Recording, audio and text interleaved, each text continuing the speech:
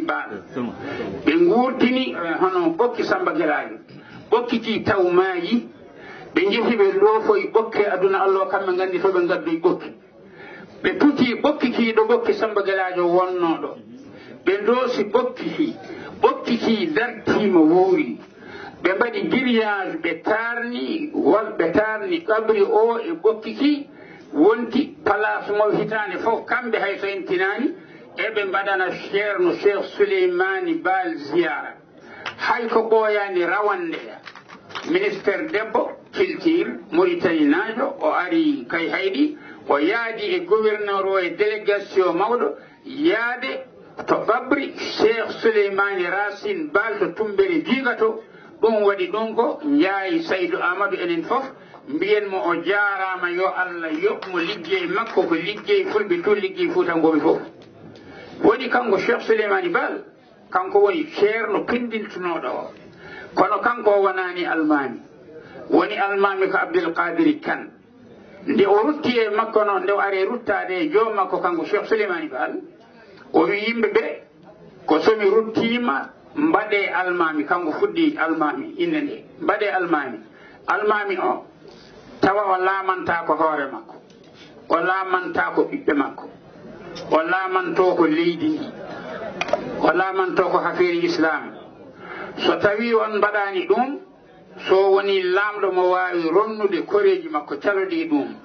kamɓe almuɓe wodanoɓe on saaha ceerno Abdoul Karimu Diawanɗo ene hen Alpha Amar Seydi Yero Bousso to hoore fonde ene hen kanko Abdoul Qadir o ala ɗon kono woni ko appe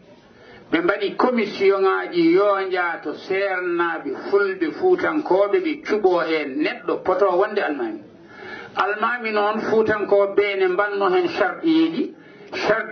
ɗi eɗi tiiɗi hay goto wawa dañde charɗiyeji aɗa wona almami hol charɗiyeji ɗi ɓe mbiyata kamɓe almameɓe Fuutankoɓe ɓe walla sernaɓe Fuutankoɓe ɓe mbiyatama ko saɗa wona candidat almami ma ndena Qur'ana mbawa tafsirde Qur'ana o tafsir moƴƴo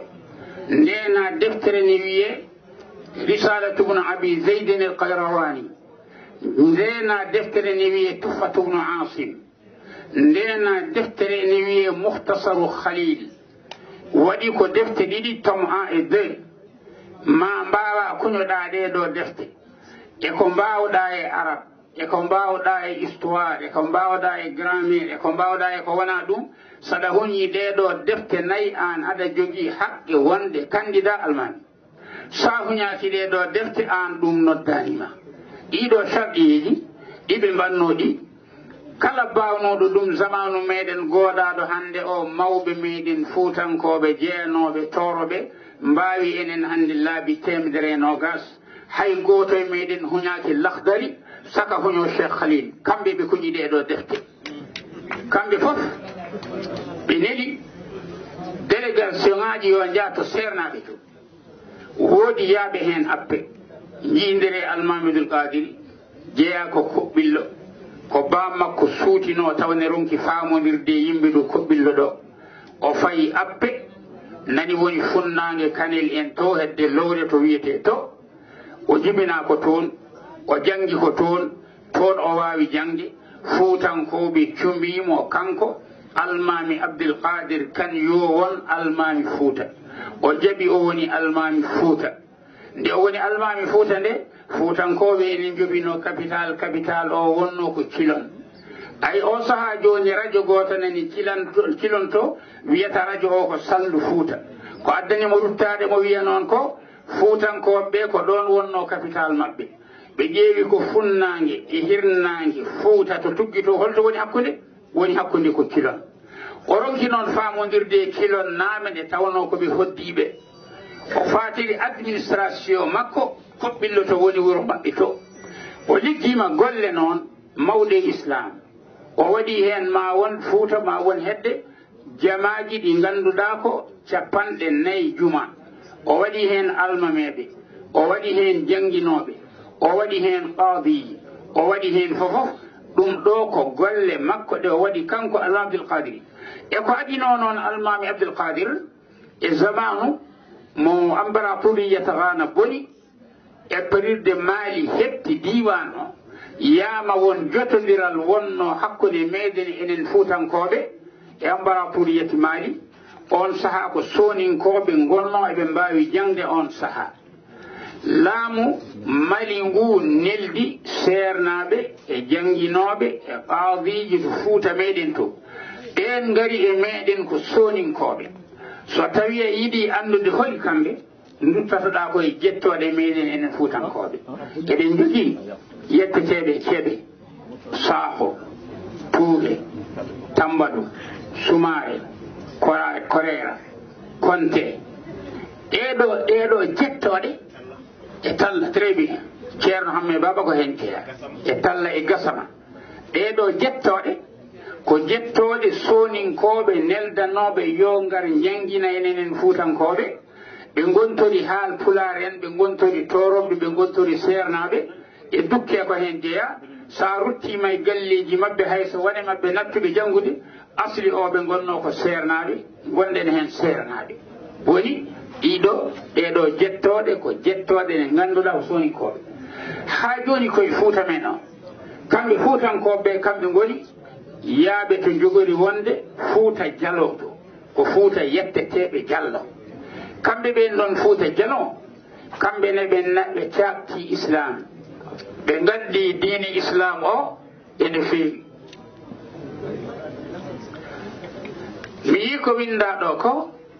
kono noon ala kuli haali kamɓe wonɓe fuuta jaloɓe kamɓe ɓe mbaɗi toon diine islam o ɓe mbanno o koye zamanu cheikh souleymani bal haadi muɗum wonde almami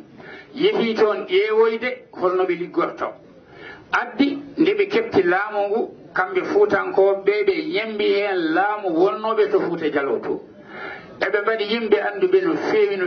eɓe jogii defte eɓe jogii cuuɗi baɗɗi defte bindaɗe ko ɓuri moƴƴude nan toon ene woodi hanino eɓe jogii docteur goto wiyete ko Kaba Imran ene waɗi deftere wotere faatude e ɗemgal arab to bange worgo sahra to ene haale kamɓe fuuta jalonaɓe ko yooɗi yo Allah ɓeydu ɗum kadi so tawi ɗum ɓenni jeeten ko Nigeria on saaha woni toon ko Ousmane Dan Fodi nde o ari toon nde ko fuutanke o jeeya ko ndulumaji enen fof eɗen gandi ndulumaji yama kadi ma taw ni ɗo leydi mawɗum e hoore muɗum jeeya ko ndulumaji ɗum noon ndulumaji ene mawni gila nden ha yetti e joni he kanko on ɗon toon o iwi o nanni kadi diine toon o waɗi toon jihadi fi sabilillahi o nanni heferɓe e diine julɓe ɓe diineji mumen moƴƴano moƴƴitini diine o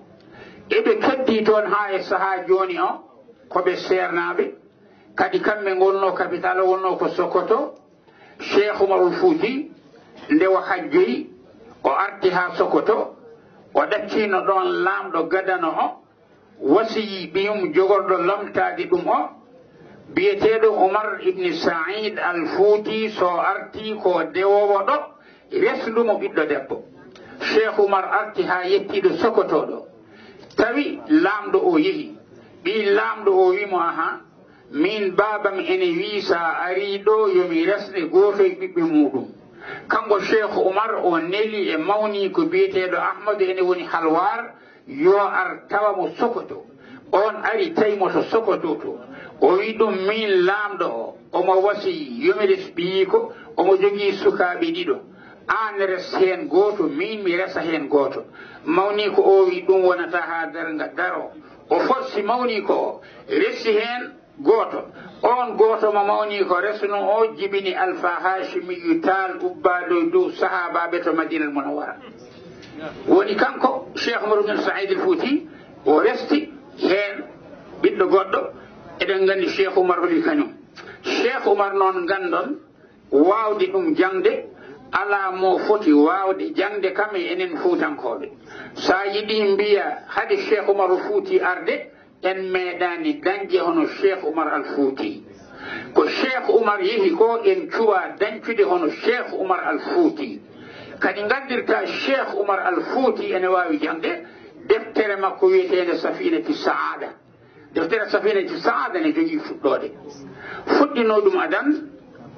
ko gotani wiye Fazazi ko Andalusi kañum fuɗɗino deftere nde ko khalila yauja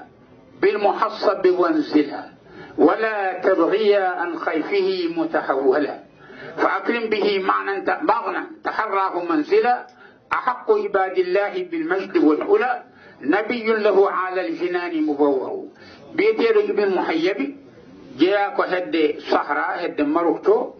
ودي دفتر ليكو عروضية التخميس الشيخ عمر الفوتي أري ودي دفتر لي التعشير كادي كانغو الشيخ عمر الفوتي وي هذا مكو ود دفتر لي omo yiɗi yo Allah yinnumo nelaɗo Allah haw waɗay nelaɗo Allah ko Fazazi e ibnu Muhayyab mbaɗi hen ko o waɗi hen deftere Safinati Saada deftere Safinati Saada ko nde o yehi Makka o ummi toon omo arta nden o fuɗɗi wadde deftere nde ene hawni ga duuɓi makko ko capanɗe jeeɗiɗi heno ndeno jibina heno jangi heno yehi Gine kado jangi toon heno hajjoyi heno waɗi jihaadi o ɗeɗo defte ɗe o windi ga ɗum ɗo so wonani e ballal Allah hay goto wawa windude ɗum kanko waɗi Safinati Saada o adde muɗum konnguli e ɗemgal arabeɓe dadi defte ɗe jangeten ɗo ɗe ɓuri mawnude e defte men ɗe jangeten ɗo ko Maqamatil Hariri e Shu'ara o addi to nder deftere makko to konngudi daɗɗi defte arabeɓe ɗe jangeten ɗe deftere nde ɗe jangetake e Fuuta limaga nde jangetake e Fuuta haɗi ne jangede e Fuuta ko minen almuɓe ɓe emin kersa janginde deftere nde min ganda sa saggini hersini emin kersa wadde ɗum deftere nde ne tiiɗi sa janginine ne heewi konngudde anda a nannata hoore ma e dundu woni deftere nde jangetake kono noon so Allah jaɓi deftere nde man e jangi min mi tawama dimat ziyara 2017 mbimi ngare onon Fuutankoɓe eɗen janga ɗemgal arabeɓe eɗen jogui ceerno Fuutankol daɗɗo arabeɓe wawde ɗemgal arabeɓe hol sababu en jangata Safinati Saada haɗi en jangude Safinati Saada ko ene saɗi tawde ne saɗi ngare mbaɗen commission rewankoɓe wargankoɓe pirten deftere nde mbaɗene juuɗe Fuutankoɓe deftere nde wawa jangede goto e yimɓe ɓe ganduɗa ko Louga Allah ko Muntaba Talo wiyete o wimi emin jogui ziyara 2018 ar ziyara o sa ari kalnanen ɗum ceerno Madani yama ma on ko gasi hen ɗo jooɗi ɗo o ittu junnaje jowimi nda mbaɗa pas ngara garmi toon mbi min komi jangino o mboɗo jangina Safinati Saada kono Allah e mum sadde so mboɗo jangina gaddati mum qamus jooɗo yeesam kala ko caggumi qamus saggitami ngare pirten deftere nde ceerno Muntaga wi a ceerno Madani wi a ɗum ne moƴƴi no feewi emin jogino ga fedde tokkitide ɗum mbimi ndendine kamɓe mabɓe min ƴeewano ɗum firtira ɓe ndendini me fedde nde Allah waɗi Tunisnaɓe goto ne tawa e Malinaɓe ne tawa e Sénégal naɓɓe kamɓe Sénégal naɓe ɓe fuɗɗima firtude e deftere nde hono harfuji 10 hen ɗon ɓe jarata ene heddi harfuji 17 Mauritanie naɓe yo naw hen harfuji 6 Malinaɓe nawa 6 Tunisnajo o nawa 6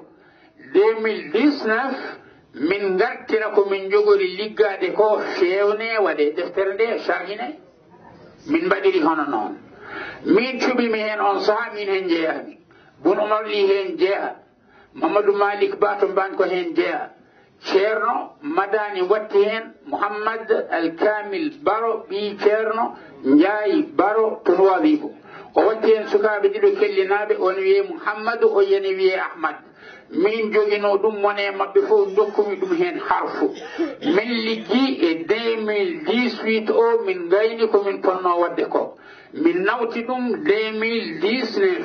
oɗo ziyara jogorɗo arde e meɗen woni ziyara battintoɗo momin pewnata Safinati Saada kadi Maroku fodde ko o wi fodi ene jogori muulande yimɓe deftere nde so tawi muulama deftere nde en dokkama ɗum ma en ɓeydito e waawde ɗemgal arabeɓe ɓeyditagol cattugol wonata waxay arabe goto e hoore mum taɗani en kadi deftere nde waɗi nde arabe jeyaɗo to qur'ana o tellino